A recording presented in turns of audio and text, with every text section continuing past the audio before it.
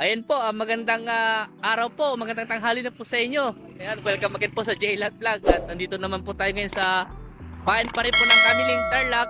At meron po kami papakita naman po sa inyo dito na 11 hectares naman po ito na along Romulo Highway pa rin po. So magkalapit lang po sila nung 8 hektarya. So ayan, alas 12 na, launa yata, gutom na po kami. Kaya at least dinatapos na rin po namin yung mga ibang para makauwi na rin po kami. So ngayon po ito po 11 hectares. Simula po doon sa pinaka-last po nitong box na to, itong barrier na to, hanggang doon po yung frontage po niya, hanggang doon pa po yung frontage po pala sa bandaron.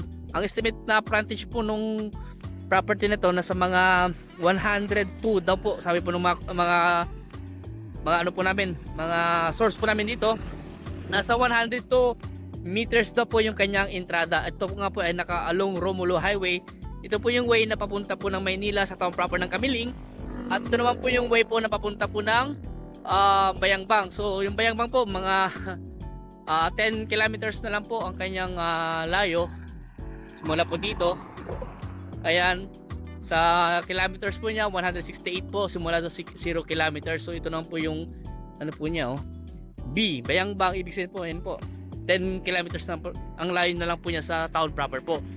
So ang sabi po nga po sa amin sa mga ilang kilometro na lang po yung layo po niya sa boundary ng Bayangbang. So ito nga po, ito na po yung 11 hectares na binebenta po nila na along Romulo Highway. At ang presyo nga po ng property ay 230 per square meter po siya. 230 per square meter. Maganda po itong gawing pang business po, mga commercial, industrial, pwede po dito. Ayan, SM, pwede rin man, mga Robinson, ganun. Ano pa, mga welcome depot, mga ganun. Tas basta yung mga malaking ano po, pwede po ito kasi ano to, mahaba yung ano niya, boss. Mahaba yung length niya. Mahaba. Hindi natin maano yung pinakadulo niya.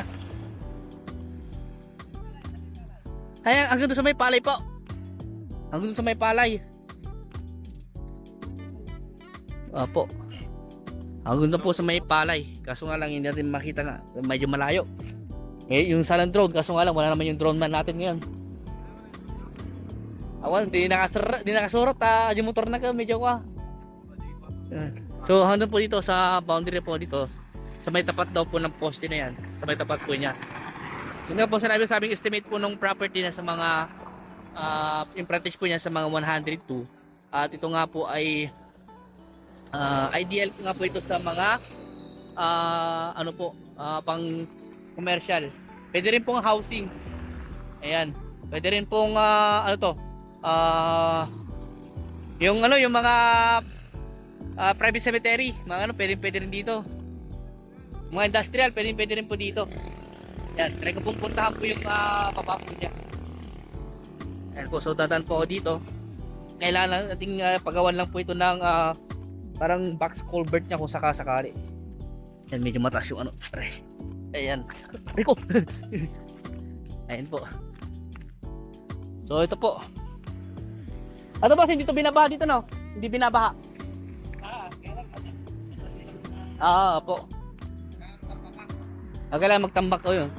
Kailangan lang po talaga magtambak po dahil mas mataas po kasi yung highway kaysa sa property po. Kaya kailangan po magtambak kung sakasakali po.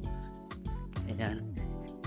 11 hectares po ito na flat terrain po siya, na ito nga po ay agricultural land. Sa ngayon po ay wala naman pong mga nakatanim na po dito. Ayan. Pwede rin po itong gawing rancho kung gusto nyo po. Kagaya po ito, may mga alaga po silang mga baka, mga hayop po dito. Ayan. At may mga puno rin po nakatanim o baka tumubo lang po yung mga iyan. Hanggang doon pa po yan, yung boundary. Pag ganoon na po, hanggang doon sa may nabubukid daw po. Yan nga pa. Sayang kung may drone sana.